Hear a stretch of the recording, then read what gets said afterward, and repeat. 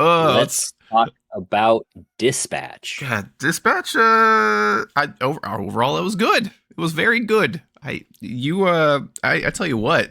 You, I don't think you've ever had a miss on this show. I tend to like stuff that's decent, or if it's bad, I know it's bad, right? And I like it because it's bad. So Oh, that's fair. That's a good one.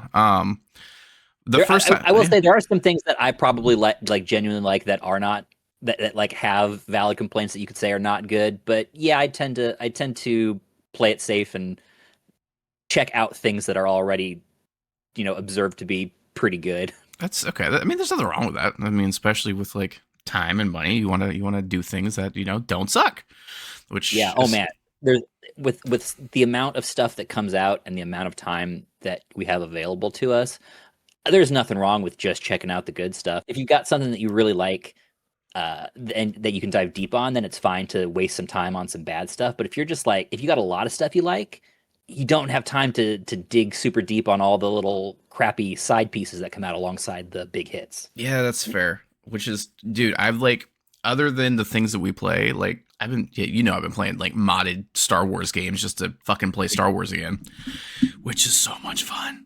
I found a X4 and all the DLC for like $10 somewhere, so I got the Star Wars Nice. mod for that. Um, I'm also really bad at space sims, it turns out, and don't understand them. So I'm that's I'm so bad at flight sims in general. It's just not my type of game. But yeah, there are some like really, really good Star Wars flight sims out there. The Star Wars Genesis mod for Starfield is pretty cool. It's what people I think want from a Star Wars RPG. oh yeah. I'm hoping that the new Knights of the Old Republic will give us something like that. God, I hope so. I remember. Did you play old KOTOR on Xbox? I think it was Xbox, wasn't it? Like straight up I Xbox played first one. I played KOTOR for the first time on my tablet. I showed you that during Oh your yes, during your bachelor party. I played it on the flight over and everything. Yeah, it's honestly the mobile port of it's Knights of the really good Republic is not because bad. I As got far it as right phone after games you did to go, play it on the way home. Yeah, yeah, I forgot. That's another thing that I have bought way too many times. Like Skyrim, I think I've bought 5, 6 times. KOTOR, I think I've bought 5, 6 times. Empire Strikes Back, I bought 12, 13, 14 times because it was on VHS when I was a kid, and I would just blow through that VHS and just have it on repeat because we didn't have YouTube and things. We had old tube TVs and VHS players, so I would just like bitch put rewind play on all day in the background, like how people have Friends on in the background. I just had Empire Strikes Back on in the background at all time. So yeah. lots of things I've burned through over the years, and yeah, KOTOR is one of them. I was thinking about playing KOTOR again, but You should do. I bet there's a bunch of nice mods that'll clean it up and make it look nice. I know that KOTOR 2 is supposed to be like really, really good with all the unfinished mod stuff put back in. So if you've only ooh. ever played base KOTOR 2, maybe look into the modded version of that. With all the mods I've been doing, I might as well check that out. Well, that's a side piece for everything. So yeah, there we go. Oh yeah, we're playing Dispatch, which was solid. We went on a fucking tangent there, real quick. No. What ending did you get the first time? So I've played through it twice now. I played through it once, recommended it to you, and then I played through it again to get B-roll. Okay. So I haven't done the bad end. Mm-hmm. I've only done the heroic stuff, but I did do an Invisigal run, and I did a Blonde Blazer run, Mm-hmm. My and first I one. did a mercy run and a kill run. Okay. So yeah, my first one was heroic, and then I did a Blonde Blazer run. I think I got like the best ending, like everyone happy, everyone's like there at the end. I don't, because I'm assuming it's like Mass Effect, where if you fuck some shit up, not everyone's there. I think we should split this into like two parts. Like we'll talk about episodes like 1 through 4, Okay. and then we'll say spoiler alert, and then we'll talk about the second half because that's sort of where the story beats start to resolve. Okay. So let's start with the first 4 episodes and not talk so much about the ending. All right. Let's just start from the beginning from episode 1. What did you think about episode 1? How did you like the introduction to these characters? How did you feel about them at the end of that first episode? All right. So you know that I am very like, if you got a good story, like I'll be hooked, and it got me. It 100% got me immediately. I did the full, like, cause you can turn off the quick time events, which I might do for a second run just to get through, because like I get so immersed. I'm like, oh, okay. Like just watching it where I'm just like, oh shit, I gotta do like things real quick. Shit, I gotta make dialogue options. Fuck. But no, I really like the way that they introduced everybody, and like, I, the first 10 minutes of Up where you just feel all kinds of some type of way. Mm-hmm. That's how I felt. That same level of like engagement of you're going to feel some type of way about all of these characters right now. Even Chase, who I think has 30 lines in the entire thing, maybe, is when things like go down, I'm like, oh no. Like I felt things for him. So I really like the way that they started introducing everything. I honestly think they had very strong characters for everybody. And then Blonde Blazer, solid. Flambe. I'm working on learning people's names, by the way. Still don't. Rob Robertson. That's his name in Mecha Man. So I like the way that they like did that, and that opening sequence of just Mecha Man versus everybody. That was solid. I really liked that. So overall, like I give like that first scene, like it's gonna catch you. It's gonna hook you. It's gonna be. It was primo. Yeah, that first episode is really good. I love the scene where you have finished the like press interview and you're stopping the muggers on the streets, and then Blonde Blazer comes into the bar. That whole sequence is like perfect. It's so funny. What did you do to Flambe? I threw the vodka at him. Okay, you took the safer option. The water is actually much more dangerous. Really? So yeah, so if you throw the vodka on him, he burns his eyebrows off. Yes, that was funny as shit. If you throw the water at him, he gets wet, trips, and he knocks a tooth out. And then the rest of the playthrough, he talks with a whistle. It's so fucking funny, but he's so mad at you. Wow, I honestly thought that was the badass version. It was like, screw you, man. No, it definitely seems that way, but it's absolutely the safer option.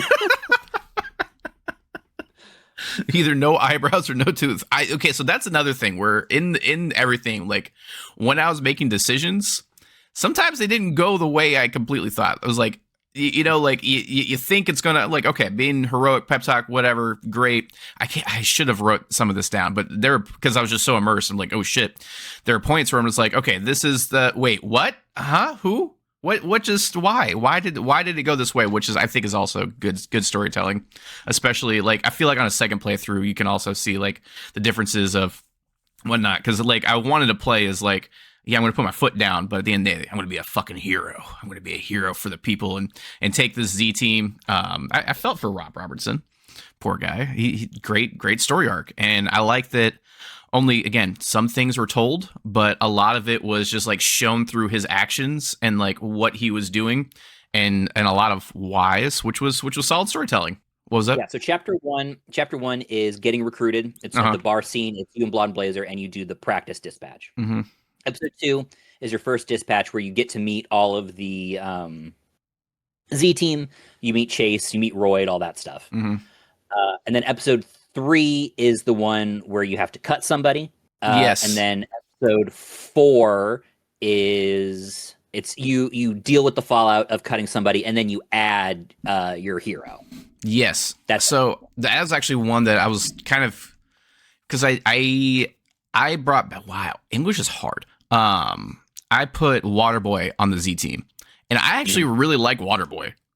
Like, yeah. As a dude, I liked him a lot, and he was kind of like my general guy who I just like put all the stats in. So he was like nice and around. So like when his power went off, he just nailed it, which is kind of funny. Again, more great storytelling. So I guess like kind of overall, okay, how does everything really matter? Because you got your endings. Like if it's a girl early, does she, oh man, we're going to the second half. Sorry, there's a lot that happens in the second half of this damn game. Yeah, let's stay focused on the first part. Yeah, first part. I'll give you an example of one that caught me off guard when I did it. So I was doing on my second playthrough, I was doing the Blonde Blazer route. And then there's the scene where Phenomenon is crashing out in the parking lot, and you have to talk to him. Yes. And I walked up, and I thought there'd be some like major fallout when I chose the option to be honest and was like, I did kiss her. I didn't say I kissed her. And what I did not expect was that he would pick me up and kiss me in the event of that scene, right? He did that? Yeah. So Exactly, right? So you're like talking, and basically Robert's like, Maybe, but I doubt it. I'd guess this is something she was thinking about for a while. I'm not that good of a kisser. and so he picks you up, and it's like a real intimidating, like angry Superman scene. It seems Hmm. like he's gonna crush him, and then just brings him in, like kisses him on the lips, and he goes, I now believe that you had nothing to do with our breakup. like hilarious scene, not at all what I expected. I thought that I was gonna have to like send him on his way. You know what I mean? Like, That's and he funny. would not be involved anymore. But he just kind of, Was he still yeah. depressed after that? Like, still kind of Oh, yeah. crashing out? Okay, I just want to make Oh, sure. yeah. Like, if there's a way to get him to stop crashing out, like, I don't know. There's not. Okay, very good. Yeah, because I didn't tell him I kissed her. But like he was still chill after that. So I guess there's multiple ways to get through that scene, which is nice.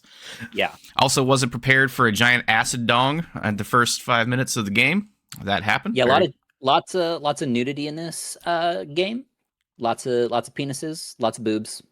Really, I honestly only saw Invisigirl's boobs and Invisible boobs. You get Blonde Blazer's areola. oh yeah, okay, I forgot about that. You get there's I want to say there's a locker scene, and there's definitely at least two penises.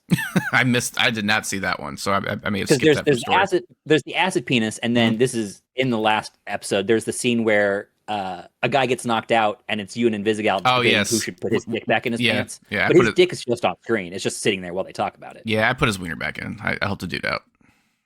The first time I made Invisigal do it, and the second time I did it.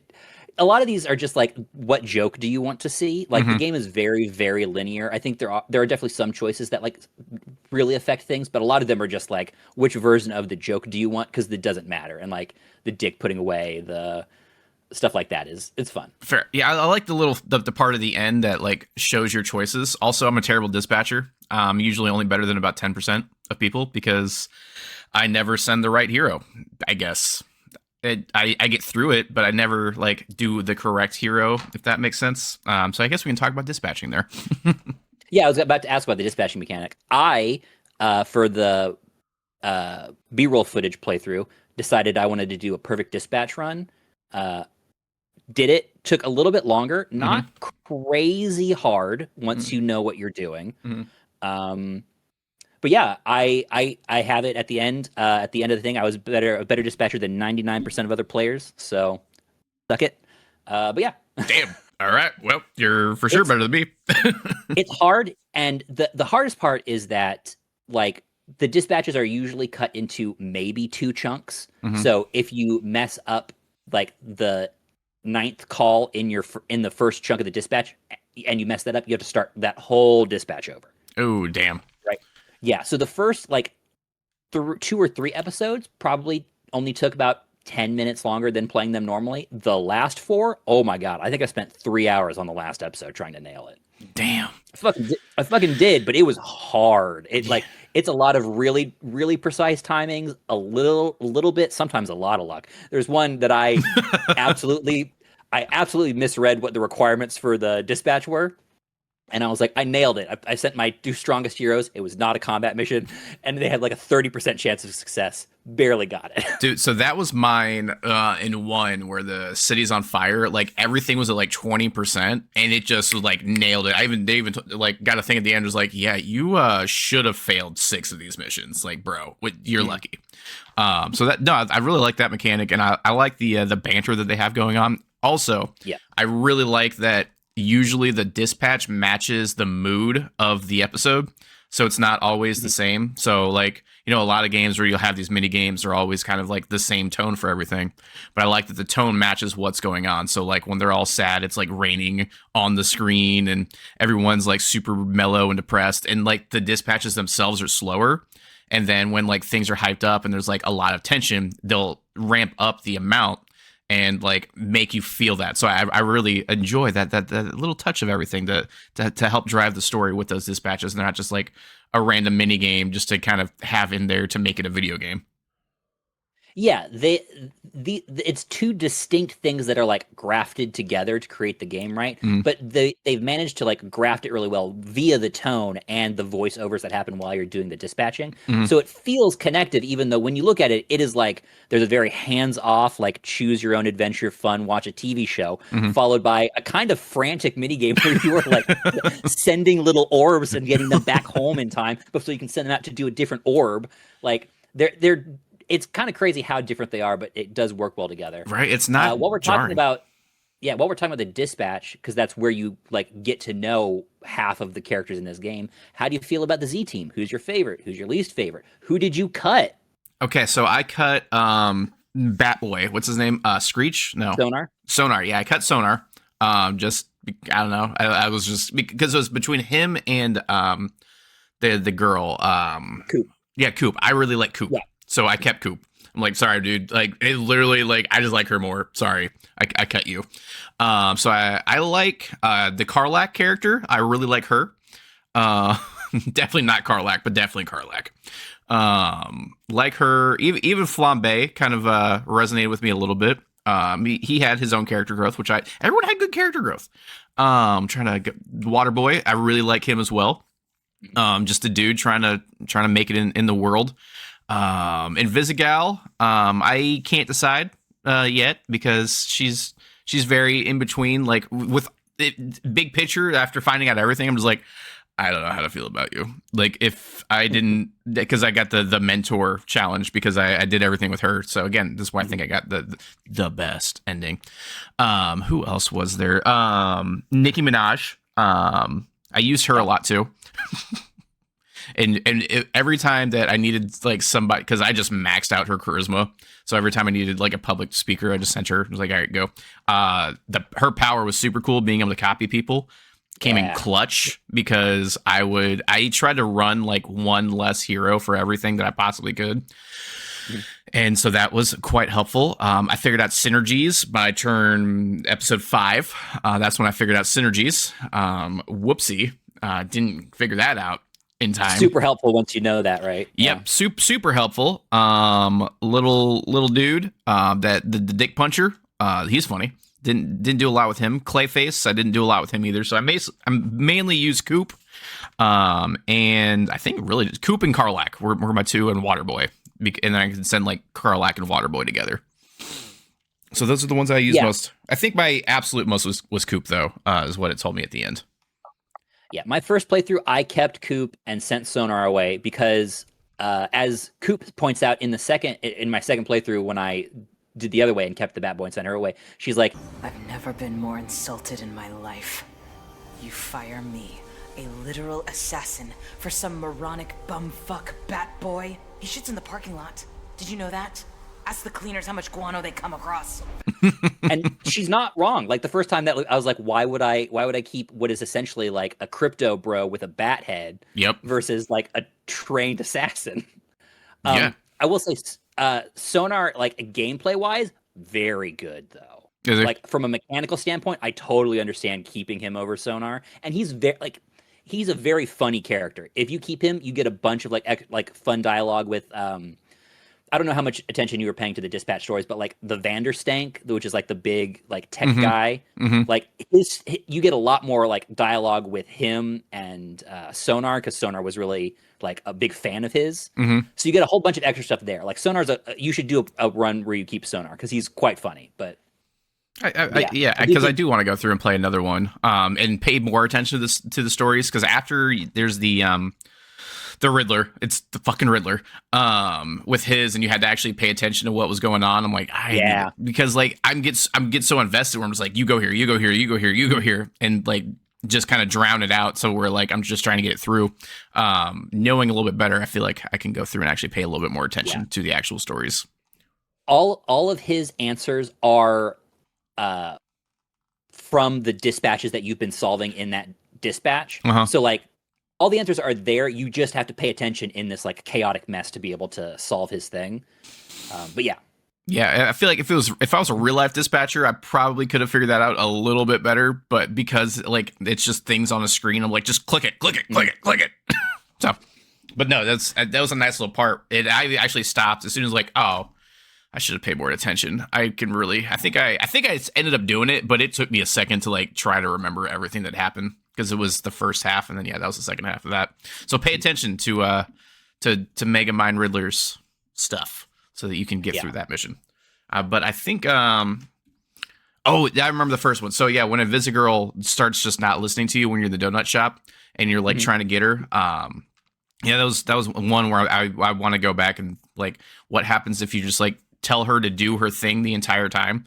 Does it actually change anything? Do we actually end up fighting this dude 3 separate times? Or like, so like the thinking back on everything, I really want to go through and see how the differences are for everything, because that was the first one that got me, where I'm like, just do the thing, and then she doesn't do the thing, and then it ends up like this dude's got his ass out, and then he almost blew himself up, and the dude gets away, and I'm just like, oh, if you would just listen. But what would have happened if I would have just told you to do the first thing? Would we have gotten okay, you know? Invisigal is interesting. I'm surprised to hear you say you went for Blonde Blazer on your first playthrough. Just because it feels like the game is pushing you towards Invisigal. Oh, it does, 100%. I agree with that. Like you get way more scenes with her. There are scenes that are like just her thinking about her relationship, her like potential relationship with Robert. Mhm. Like it really feels like the game is coded to do the Invisigal romance, and then they just also put the Blonde Blazer one in to give you a choice. Because like anytime you're choosing between them, you're choosing to walk away from a place where you're already hanging out with Invisigal, which is like crazy when I think about it. It's like if you were in Mass Effect and anytime you wanted to like decide to date one of your crewmates, you had to be in front of the other crewmates you could date to do it. Like you had to talk to Liara to date Tally. It's wild. Yeah. But so I actually kind of so this is actually very restaurant industry. Like this whole thing where I'm like, okay, I completely understand like his being like a mentor and like like trying to separate. And I think that was kind of like their intention with everything, is like, yes, you could be completely emotionally invested in these people, become friends, all that, or you can just be their boss, which I think is like kind of the road that they were trying to do. As someone who actually does that, and I've run a few different places where I'm like, the first place I was a manager, like, yes, everybody was my friends, like whatever, but then that gets you in trouble in the long run. And then but there's the other side of, I can be a little bit colder and then like just be your boss, but then that also gets you in trouble in a different way. So I think that they were trying to go with that balance of, yes, be the mentor and everything, but don't get too emotionally invested so that, things end up going wrong and you fall in love and then get your heart broken and blah, blah, blah, blah, blah, blah, blah, blah, blah, and screw up the entire team. So I think that's kind of the way that they were going with it, because like there were points where I was like, I see what's happening here. I understand the moral dilemma because I've had to deal with some of this shit beforehand. So yeah, I will give them that. I think they did a great balance of like the actual inner workings and interpersonalness of like the team and trying to be a leader and a mentor, as opposed to just like, I'm just going to be their friend for the sake of it so they like me. Yeah, my first playthrough, I tried to play it really professional. So I did date Invisigal, but whenever there was like a potential conflict of interest, I was always like business first. So like we'll talk about it in the second half. But like there's a scene where that really comes into play, and it's like thoroughly in a relationship with her and also actively choosing to, to do something else. Yeah, I think for me, I like all the ZT, but I think the really standout ones, especially on a second playthrough, Prism is like a great character. That's Nicki super Minaj, funny. right? Like what if Dazzler had attitude? Yes, I can see that. Oh for my sure. god, the freaking scene! I can't remember what fight scene it is where there's a guy who's like, She temporarily blinded me! What you mean temporarily? Bitch, you blind forever. Is that the same scene? I know there's two fight scenes, but that's the same scene where she's just like singing on the mic while everyone's just whooping ass. The bar fight scene. That is such a good scene, and it's going back and forth between you like eating a taco and then just whooping someone's ass. Oh my god, the scene where you're about to bite a taco and it switches and you bite a dude's thumb off. Yes, genius. I don't know who did the cinematography. So good, yeah. And really good. Everything feels like it has weight, which is great, because there's like things where like you'll go through QuickTime. I think I was actually doing like a demo for a game the other day, and there was like no feedback response. It was the Beyblade one, and it's just like, yeah, you hit it, whatever. Like obviously it's in like super alpha, but I'm like, I really want to like feel this. And it was weird that like a game that is right now, it's just a TV show. Like I would do the QuickTime event and then like immediately, and it felt like it had weight, which was really cool. And I really like what they were doing. Oh, that was another one. Where I wasn't sure because the first bar fight when the dude with the arms is trying to find a Visigal, where I was like just going to walk away, and then everyone was like, the Z team will remember this, and then it starts a bar fight. I'm like, what are you going to remember? Like, I was trying to be the bigger person, but we ended up breaking both of this dude's arms. Like, what's the other outcome? I'm not sure. I think the Z team remembers you trying to be the bigger person. Like, right? They are villains who are trying to become heroes, right? That's the thing you can't forget. That they, all of those folks have chosen to be here, to try to be heroes. So when they see you not like falling for provocation or whatever, that's what they're remembering, I think. And then the follow-up afterwards where he's like, heroes don't start fights, but they finish them, right? That's why you see him breaking arms and stuff afterwards. It's like, I didn't start this, but I want to make sure we don't have to deal with it again. Right? That doesn't quite work, but hey, but because that was a good scene, not scene, but like at the end, that was a great line. I was like, I like that. That was funny. Because that was not, I'm like, I wanted to just walk away, and I broke both of this dude's fucking arms. And sorry, and whoopsie. But no, it was bar fights really bring a team together. I will say that. When I was working at the club, bar fights, it brought us all together. We had stories, we had camaraderie. Man, but yeah, a good unity bar in fight. the face of adversity, yeah. Yeah, just sometimes you just gotta let it out too. It helps out. I haven't been in a fight in 4 years now. Damn. I don't think I've ever been in a fight, and I hope to keep it that way. You probably should. We'd break now. I don't think I can last in a fight anymore. The last time I broke a rib, and then I proposed the next day. Super fun. I remember. Oh, that was rough. Lots of whiskey. Lots of Tank 7. Very good. Yeah, but man, the scenes in this so good. Even the fight scenes where like I had to actively like pay attention to them because they were solid choreography. Marvel, call whoever did this. Period. Just there you go.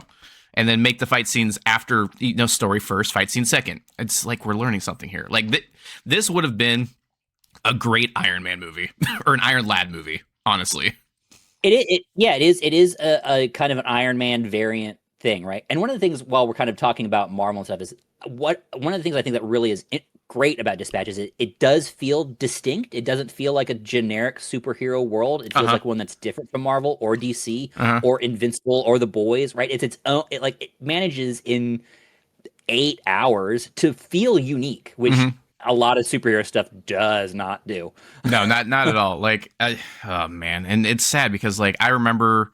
I feel like we went to go see a lot of like all the Marvel movies like growing up and would go to the theater, and now I'm just like, I'll wait for it to go on Disney Plus. It sucks because like it was funny because I was actually thinking this morning, like, what if we revisit like the first the first 4 Avengers movies and like just see? I don't know, because I remember I rewatched Iron Man like a few months ago. I'm like, this still holds up. Like this was good. Even like the old X-Men, like. I like them. I know that they're not great movies, but like, I like them. I mean, X-Men 1 and 2 are pretty, like the third one I think is trash, but the first 2 are like pretty good movies. They feel dated now. They definitely feel dated compared to what Marvel does and even what later Fox's does. But yeah. I'd rather watch X-Men 1 or X-Men 2 than like Age of Apocalypse or... Dude, Age of Apocalypse was if Dr. Phil and Oprah decided to make a movie. 100%. Just all feelings. I don't know what that means. Just all feelings and like sit down. Let's talk about that. That's just how I came out of the theaters like, this could have been so much cooler. This could have been so cool.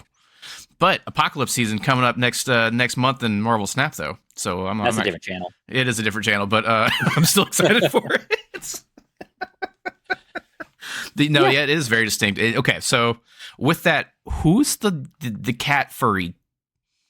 Just I didn't see anything about it. I don't know that there's anything to find out there yet. That might be a season 2 thing. Maybe there's a villain who's been working there the whole time. But like even that one character like had the one scene where I'm just like, thanks, go you. You're awesome. Yeah. Like even the side characters in this, I'm just like, oh yeah, thanks, I like you. You're good. Yeah, really, really good side character. Shout out to Galen, so fucking funny. The dude with super hearing, just hilarious. All the little bits he does, so good. Yeah, there are so many just good little stories. Again, even with Chase, like not that many lines, but like you feel the weight of their relationship. You feel the weight of everything. There's a lot of weight in this 8 hours for sure. Yeah, they do a good job of establishing relationships and making them feel genuine. Huh. I mean, and they go pretty deep. Like I don't know how much you were paying attention to the Z team, but like the Z team has several members who are dating or were dating or you know what I mean? Like I believe Malevola and Sonar are dating, which is why Malevola gets pissed at you if you get rid of Sonar. That's fair. Coop and oh no, what's our Punchy Boy's name? I can never remember Punchy Boy's name. Circus guy. Gonna look him up real quick. Dick Puncher. Jacksepticeye's character. Punch Up. Yes, Punch Up. Punch Up and Coop used to date. I think that they said like so. There's a lot of like interpersonal relationships that exist in this game that existed before you. Like a funny but good one is the scene where Malevola and Prism are like trying to figure out who Robert's who Robert Robertson is as a superhero, and there's the scene she's like, Hey, yeah, chill out, Dad. I never had a dad. I know. Fuck that's supposed to mean? You told me one time you didn't have a dad. Huh? That was good. I actually laughed out loud while that happened. So many good bits in there. Oh man, I need to go through. I wish do they have a version of this game where you can just watch it? A playthrough. Okay, well, You just watch somebody do a playthrough. I don't think there's a. I think there. You can just watch every like cutscene, right? You don't have to make a choice. It will auto pick a choice if you just let it go. That's fair. I don't think there's a way to skip the dispatching, other than just watching somebody else play it. And it's one of those. I don't know that the game works as well without the dispatching part because so much of the Z team characterization comes in there. Mm-hmm. No, right? I do agree with that. Do really well to really flesh out those characters is that while you're playing the minigame, they're talking and chatting and you're getting personality. And if you assign the right heroes to the right things, you get to even learn even more personality about them. And like sometimes it's their hobbies that come in handy to solve a problem, right? Lots of fun stuff like that. Yeah, and that's the one thing that I really didn't, not that I didn't understand, but like didn't send the correct hero that can just like basically auto win each one, which was kind of sad because I was trying really hard. I was more focused on like the stats for everything, not like the personalities on my first playthrough. So when I go through again, I will definitely focus more on like paying attention to them and kind of I think I might, this is funny, I might actually like have a list of like, okay, so what is each kind of thing and like where can this go? So like what stat would I need for like when you need to talk to somebody? I mean, easiest one, because sometimes they got like strength and vigor mixed up for things and it would mess up that. But no, I definitely want to go through and play again and like send the correct hero and see like what that unlocks and everything. Because when it did, I was like, that was awesome. That was super easy. Let's do this again. Yeah. So my recommendations are try to let all the dialogue finish. Don't like keep clicking too much while people are talking. If you think something's going to run out, like click in and let people talk and then do things. Okay. Because if you go things too fast, it'll like blow past some dialogue. But if you let it all play out, quite often they'll give you a hint as to who to send who could like auto solve it. Usually they'll have like a voice line or somebody will make a reference to something that somebody's related to type thing, right? That's fair. Yeah, like, those are the ones where I paid attention. Yeah, Malevola is a good one. She'll either there's one where she has to like solve an issue at a TV thing, but she watches the show, and so if you send her, she can auto solve it. And there's like a line of dialogue that you can like send her. And then there's also all the ones they always like mention something about culty stuff. If you send her to all the culty stuff, she shows up as like a demon and like solves it. You know what I mean? So it's just kind of like situational awareness, and and then you can get, I'd say 80% of them. There are a couple that I think are just silent that you just have to kind of like know and or I guess. I hated when like the one popped up and like, oh, I need to send, oh nope, she's on one, great, and I only have one thing to get her back. Great. Yeah. That happened, I think, a lot too, where I would send somebody else and then they would be like pop up, be like, I need to send this person, but I can't because they're on a dispatch. Great. Screw me. Yeah. timing in this game in the dispatch portion is super super important. In the B-roll that I'll put over this right here, you can see where there's times where I'll be like sitting waiting for a couple counters to run down, just so that I can like get people in and out in the right time before another thing spawns, so they'll have time to have like rested. And you'll also see times where like I won't complete a thing, because if you complete a dispatch, it will sometimes trigger other ones. So I like to leave them until the people are fully rested, so that when it triggers, I have people I can just send out. Right. It's a lot of stuff like that, where if you're trying to do things as soon as they come up, you're gonna run into problems where there aren't people. It's a lot of like, all right, I'm gonna wait. I know things look bad, but I swear to God, if we just wait another 5 seconds, everything will be fine. Like everything will be fine. That's funny. No, that I agree. Yeah, so for sure, slow down in this game if you're playing it, people. In this first half, is there anything that like stood out to you that you wanted to talk about? First half, so no, I mean, you're really just establishing like a lot, and I've noticed that when I was playing. I think the first 4 were for sure just like establishing the characters and kind of what's going on. Here's the universe. I really like Roy. I fist bumped him. Always fist bump Roy. Just because. And that was another thing. Like with Roy, is there any playthrough where he doesn't finish the suit? And that's kind of like my thought. Not as far as I know. Like from us playing Mass Effect, there's a bad outcome at the end. So I was like, is there a bad outcome where you just lose and everyone loses? I will tell you what the bad outcome is when we get to the spoiler section, which we are pretty close to. Very good. But no, I like the way they set everything up. I like the way they set the story. And then, I think it was episode 5 where it started to be like, all right, here's what's actually happening. Here's Shroud. I think Shroud's a great villain for the most part. Doing his thing, his superpowers, pretty much seeing the future, whatever. It's calculations. He's leader. That's his job, or like what he does. He's leader, which they super wasted in Captain America. Leader is fantastic. Like, I like the way they set that up. But like, even as soon as you see him for the first time, like, oh, that's Shroud. Straight up. Like, oh, that's Shroud. there he is. This is going down. For me, I like Shroud, and there's sorry. That'll be spoilers. So later. Before that, I want to say, just for people who are playing and who haven't played yet and are going to stop here for whatever reason and then come back maybe, some gameplay tips. One, make sure you get your heroes trained. The hero training is so important. Flight, giving the heroes that can fly the flight license makes the game way easier. I also recommend. I was gonna say, if you're going to cut sonar, don't train sonar. Because then it's so wasted. Yeah. If you've heard this and you know that there's a cut coming, I would recommend not using the character that you're going to cut, just for efficiency's sake. Just get the XP on the characters that are going to remain. Yeah. But yeah. And then, notable, I want to say, train Golem. He has a really cool power where if you send Golem by himself and there are multiple spots, he can fill up all of the spots. I missed that. He gets additional. Yeah, you have to. It's one of those things. You have to send him to the school and you have to train him. But he can like solo a ton of stuff by himself, because he puts himself in, and then he can have up to 3 copies of himself, and each one has an additional, I think it's like 25% stats. Oh, nice. So if you deck him out, he's gonna 10 everything by himself. He's awesome. Nice. So that's kind of what I did with Waterboy, just kind of setting him up. So I did not know about that power. That's a pretty solid power.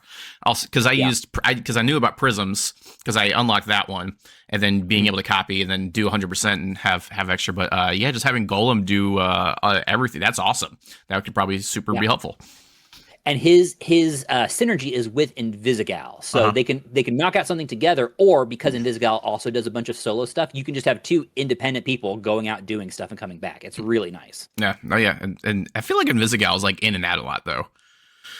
Yeah, that's another reason why it's nice to have Golem be a solo guy too. Yeah, is because sometimes she's not available, and you can just have Golem deal with it by himself. That's fair. I like Golem as a unit a lot. I also liked him as a character a lot. I think some of the funniest lines in the game are from Golem. Yeah, like when he figured out the. Hey, Vizzy. I just got Robert's joke. What joke? Offered me a seat? I just got it. That was funny. Bro, that was like 3 hours ago. Or there's the one where he's like, okay, but just so y'all know, I don't know if I'm making memories right now. I'm drunk. It's so funny.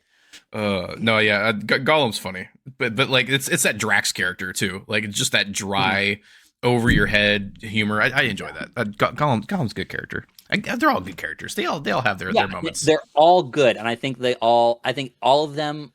You're justified in having any of them as your favorite. They're all very funny and very fun characters in their own way. I like Punch Up a lot. You said you didn't use him at all. I think he's hilarious. I think he's one of the best characters. He also can't get injured. I did not know that. That's that's helpful. He's got a great scene at the end, so we'll talk about that later too. But yeah, do you have any recommendations or anything before we jump into the second half spoiler section? Yeah, I mean, honestly, like I would almost do your first playthrough without the QuickTime actions, honestly. Just that way you can just envelop it, because I don't think they change anything, do they? Really? They don't. Okay, yeah, then just take those out. I'll be honest, I turn them off right away. I hate QuickTime events. They are usually the worst part of a video game. So any game that gives me the option to turn them off, I just turn them off. Yeah. So do that. There's your PSA. Turn those off. Just enjoy what's happening in front of you and pay attention, and put your phone in the other room. Do not be on your phone. This is not get on your phone. I think you can have your phone next to you. I think you're going to be so invested in the game that you're not going to touch it. It's one of those where I played it the first time and I was like, oh, I played like 3 episodes and I was like, oh, I just meant to check it out real quick. I didn't realize I was going to be here. Yeah, for that's 3 what hours. happened to me. Like I just sat down because my wife was like gone or something. I'm like, I'm going to start the game, get it going. I'm like, 3.5 hours later, what did I? Oh, you're home. Oh, hey babe, what's up? I'm gonna hop off here. Yeah, so definitely, because it's another one of those, like, not necessarily blink and you miss it, but like you'll miss a lot of the cool interactions if you're not like paying attention. So pay attention and turn off QuickTime interactions. That way you can be enveloped. Okay, yeah, then I'll have a nice big like spoiler pop up here, and then we'll jump into the second half.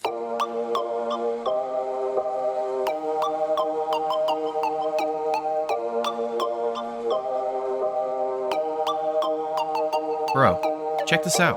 Let's start off because we had just mentioned it. The bad end of this game is not a huge difference overall to like the entire game. Like you can make most of the same choices, but essentially, if you don't mentor Invisigal properly, instead of her taking a bullet for you, she stabs Shroud and takes over his organization.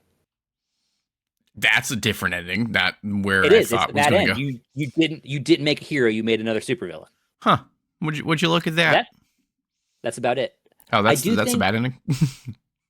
Yeah, I do think the second season might have some bigger changes depending on what you did, like whether you let Shroud live or killed him. I bet will happen, affect more in season 2, but does not affect a whole lot in the first game. Fair. So you keep saying season 2. Is season 2 like on the way? Is that a thing? Almost inevitably. You because you missed when this game came out. This game exploded. This game was like the top seller on Steam for a month. It's still in the top 100. I saw that because I was like scrolling through looking for games earlier. They recouped their budget so soon. I can probably find an article. It's probably like in the first 2 weeks or something. Like the game is a money printer. They're absolutely going to do season 2 because everybody wants one. Fair. When it comes out, who knows? Because it's going to take a while to write and stuff. But like it's 100% coming. Okay. Well, definitely. I would hope to see. Yes. I don't know how I missed this. Like again, I only saw them like on YouTube Shorts, like scrolling through, and then people like making choices. I'm like, what is this game? I kind of want to play it, but then I never like actually got to like go find it and sit down and do it. So yeah, that was my interactions with the game as it was coming out, with just people like showing the different dialogue options. So I'm like, okay, whatever, that's cool. It seems like a cool game, and then playing it. So yeah, second half of the game. I got the I think the full hero ending. Do we know? Is there a way? Does Chase die? Is there a version that Chase dies? I don't know. I suppose it isn't impossible, but with how the ending goes, I don't know how you substitute him getting Blonde Blazer's amulet. Right. I don't know what else, because that's like the turning point, right? So I don't know what you replace that with. My gut says no. The game is so linear that I don't think so. but I could Fair. be wrong. They do a good job of like making you think it's not then, because there were parts from like, okay, I see like my cause and effect and everything. And like Invisigal going to the get the arc reactor. It's an arc reactor, whatever. Astral pulse. Yeah, the astral pulse and all that. I'm like, all right, did like our relationship make it so she did that, or was she going to do that anyway? Then I kind of find out later. It's like, oh, she was going to do that anyway to go find a thing because she's a double crossing Invisibitch. But she's not. Unless she is. Unless she, like, there's so many where I'm like, it could go so either way. Because I'm like, I didn't want to cut her, but that the decrease the morale. That was another one. I'm like, I just gave a great pep talk. Why is everyone's morale so low right now?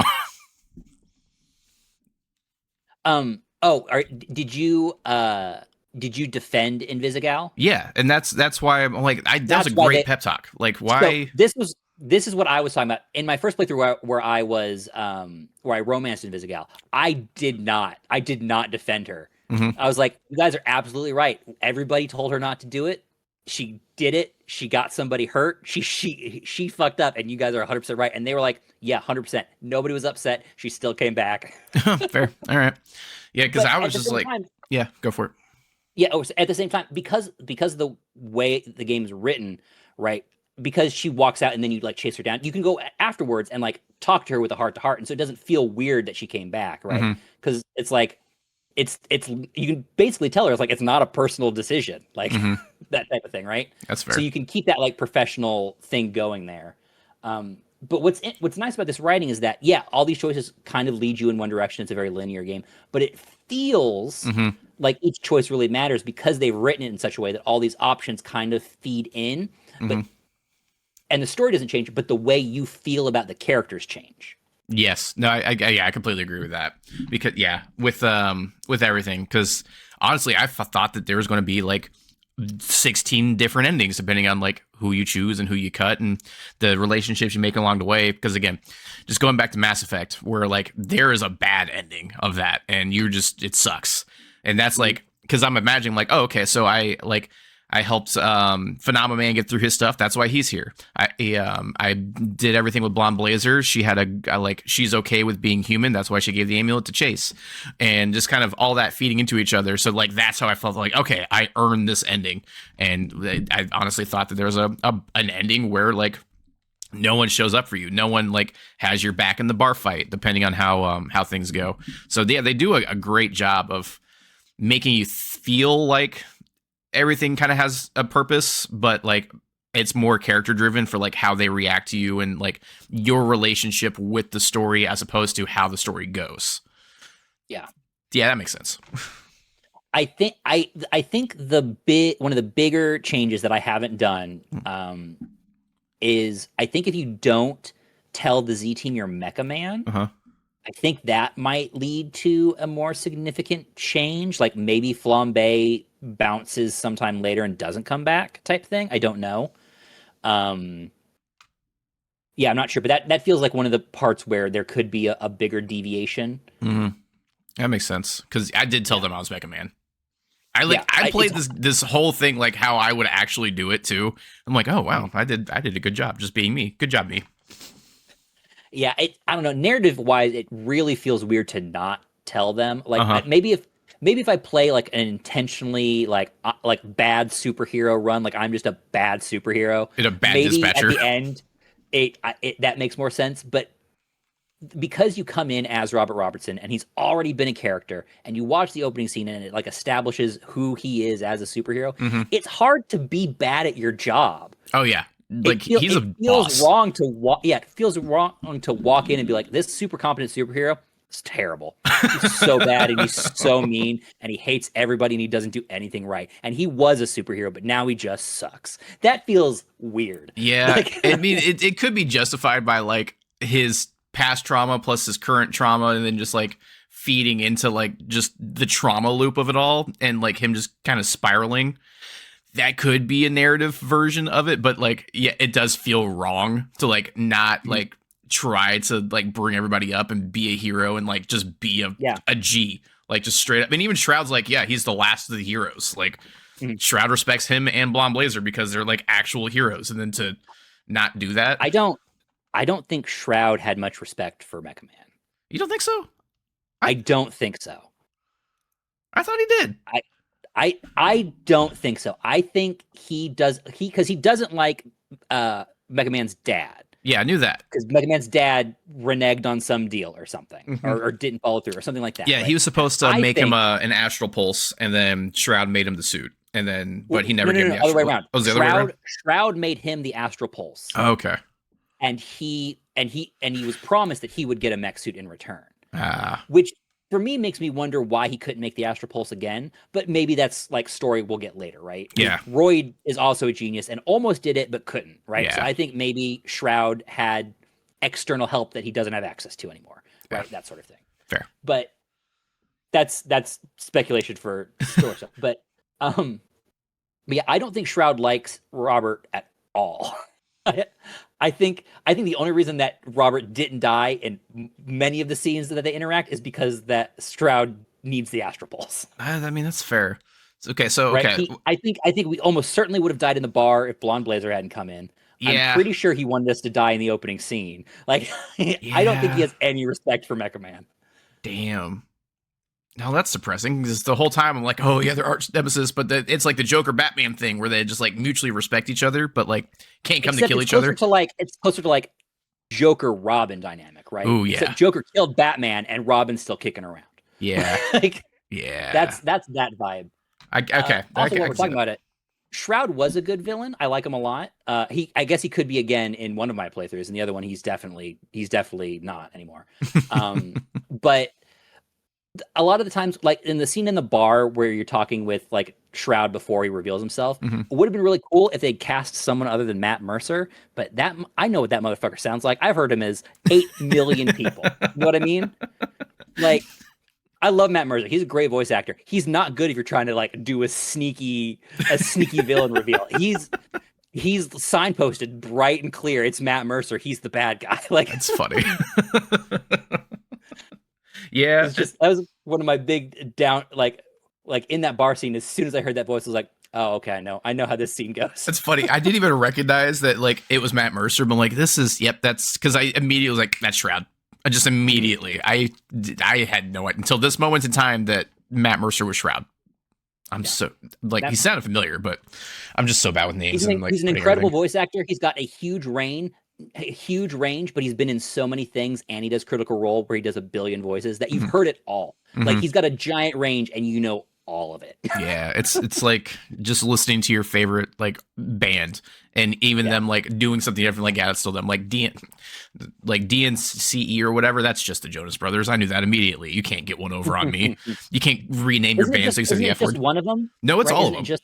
Oh, is it? Okay. Yeah, I thought it was just the band of one of them. No, it's all of them, but they did it so that they can say the F word in some songs and not be associated with the Jonas Brothers. Bands do that all the time. Green Day did a fake band thing at one point where they were some other band, but it was just Green Day. Yeah, that's all it is. It's just Matt Mercer. It's just Matt Mercer. Yeah. No, it was solid, and like even he had his own little arc. At the end, I feel like it got a little loose with the whole promise me a mech suit thing. I'm just like, you have an army of supervillains, and not one of them is smart enough to build you a suit.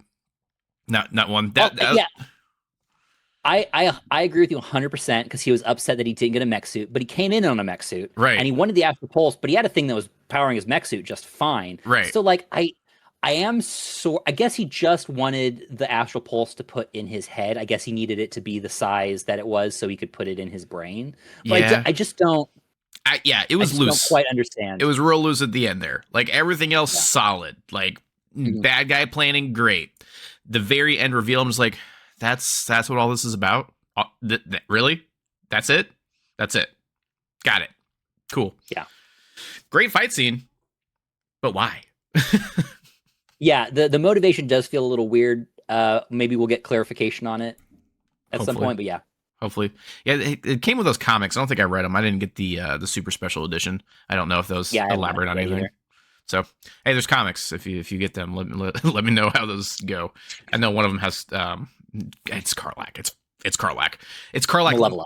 Yeah, Malevola, who is half Karlak, half magic. with her going through she is, limbo. she's basically just magic but red, honestly. Yeah. The big sword cuts portals through things. Yeah, just magic from another plane of existence. Magic is underrated. I always forget that she was the girl that played in Queen's Gambit in the newer X-Men. Can't remember her name, but yeah. Too bad that New Mutants movie was terrible because it had a bunch of heroes that I was excited to see. Yeah, that was yeah. Damn it, Sony. You know what? Here's the deal. This is my own little thing. I want to write a Star Wars movie because I'm a fan, and I feel like it would be better than whatever the hell they've been putting out lately, except for Andor. I mean, you're welcome to. Yeah, you can just write it. I could, yeah, but how do I pitch it? I'm not famous. I can't just be like, "Hey, here's my script." I didn't say you could pitch it. I said you could write it. Fair. I don't think they're taking Star Wars pitches. You know what I mean? I think they're contacting people. Yeah, you're right. That's fair. All right, continuing. What else we have to talk about for this game? We did the ending. We did some people. We did some things. Yeah. Did you save or kill Shroud? So originally I told Chase I was going to kill his ass, but in the moment I'm like, you know what? I got to be the bigger hero. I'm gonna let him go. I turned his face into a pulp, like Fight Club, straight up. I just Fight Clubbed his ass, and you know what? Like that's enough. That's enough. So I let him live. Nice. Did you spare Sonar or send him to jail? I spared him and let him back in the team. Nice. So that's again. I was very, I was like, you get a second chance. Again, in the beginning, it wasn't your fault. Had to make a thing, but here's your second chance. Everyone deserves a second chance. Yeah, that's one of the bummers that I had in the episode where you have, like, I understand that mechanics wise you have to cut somebody, but I hate that there wasn't really an option to be like, I think this is a bad idea. Right. I think it's a bad idea to put a reforming villain back on the streets. I actually don't agree with this. This is not smart. Are we gonna put him in jail? Like, what are we gonna do to like? Yeah, exactly. It's like I don't know what your plan is here, but if you take away their source of income and you know that they're a villain who will do villain things for money, then you're just telling them to go be a villain again. Right? Like, who thought this part through? It's funny. It's like the company itself seems like very put together, but at the same time, just like, who is making these decisions right now? Yeah. Like, why don't you? What they should have done in a real world would be like swap whoever you need to cut with Waterboy, right, and make them the janitor for the rest of the game. Yeah, for sure. That would have been a way better idea. Like, you're demoted to janitor, and Waterboy. It just feels wild that they're like dangerous criminal. You're free to go. Like giant Batman, like eats people, and we're cool with that. You're fired. Yeah. It's a giant bat monster or a cold-blooded assassin. Those are your options to release into the wild. Who makes these decisions? Mechanically, makes sense. Like, I get it. Because like if you're going to cut anybody on the team and wanted to feel like safe about it, I'd probably cut Punch Up. You're going to lose a lot of dicks, but nobody's going to die. That was such a good scene at the end where Robert's like, yes, I have a friend. He is like exceptionally qualified. He has a unique set of abilities, and just starts just wailing on this toxic wiener. So good. So good. Also, the friendly fire during the bar fight where he's running through punching everybody in the dick. Oh, the bar fight. Honestly, the bar fights are some of the best scenes. 100%. Yeah.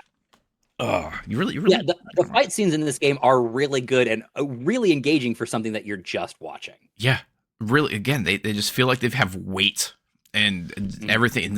I don't know what they did, but it's good. Good job, team. Good job. Yeah. Oh man. So no, I give it a solid. It gets a 10 out of 10. It's up there with great storytelling. Yeah, I'll put it up there. It's a great game. Great story. I like it a lot. I'm not going to say it's like my favorite of all time. Like, it's not E33 just because it's on a different level, but it's solid. Definitely worth a pickup, whether it's on sale or not. Because I think it's only like what, $30 regularly. I think so. It's 25 pounds over here, so 30 sounds right. Yeah. It probably won't go on a huge sale, but I have seen it at like 10 or 20% off a few times. Yeah. So if you want to wait, you can save a little bit. It's cheaper than a movie ticket plus popcorn. So there you go for 8 hours. So you get solid amount of content plus replayability. It's a full season of TV. It's a full season of TV. It's like going to pick up a season of TV at Walmart for $20 on Blu-ray, right? Yeah, solid. Great and worth it. Definitely not. Yeah, I'm trying to. And I've been playing the Genesis, so like, luckily I already had Starfield, so I just had to pick up the DLC. But that is never on sale for a game. Well, I guess it's re-releasing on PS5 here shortly, but it's it's a game that should be on sale more. But I feel like same thing with Ubisoft games; those are never on sale. Ubisoft games go on sale all the time. Are they?